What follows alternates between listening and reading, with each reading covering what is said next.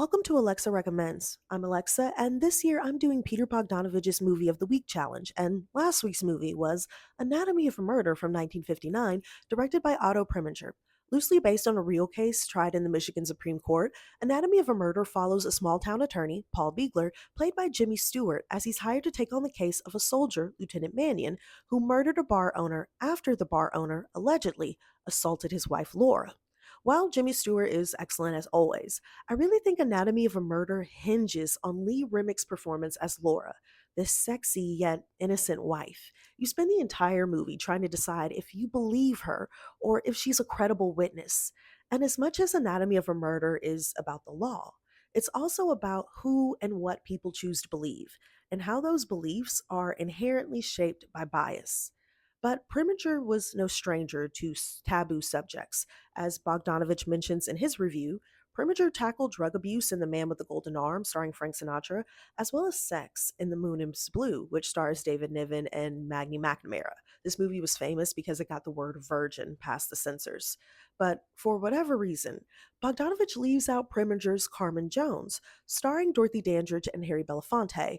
The movie is a retelling of the opera Carmen. And Carmen Jones, much like Anatomy of a Murder, dives into our perceptions about women and whether or not a woman wearing a tight skirt means she has it coming.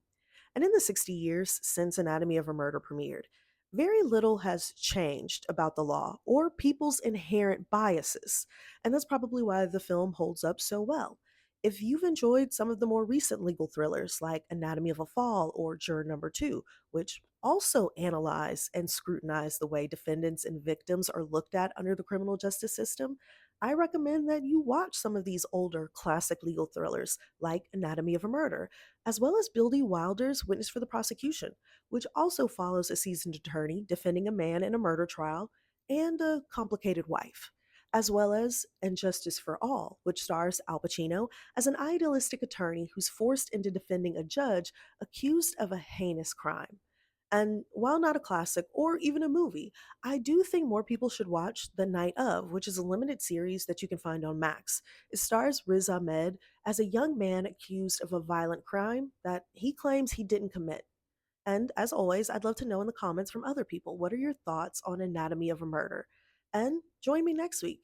I'll be discussing one of the original gangster films, White Heat, starring James Cagney.